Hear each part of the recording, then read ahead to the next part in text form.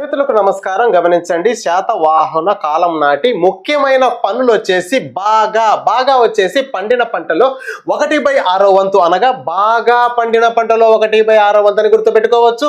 Next కర వచ్చేసి కూరగాయలు తోటలపై విధించే పన్ను. కూరగాయలు నమిలేటప్పుడు కరమనాలేటువంటి కూరగాయలు తీసుకోవాలి. నెక్స్ట్ కారుక వచ్చేసి వృత్తి సంఘాల వారు చెల్లించే పన్ను. ఇక్కడ వృత్తి అని ఉంది కదా, వృత్తి చేసేటప్పుడు ఖచ్చితంగా కారు ఉండాలి, నడిపే కారు ఉండాలి. నెక్స్ట్ సుల్క వచ్చేసి నీటి తీరువ పన్ను, నీటిపై వేసే పన్ను. అయితే సులభంగా కట్టే పన్ను వచ్చేసి నీటి పన్ను.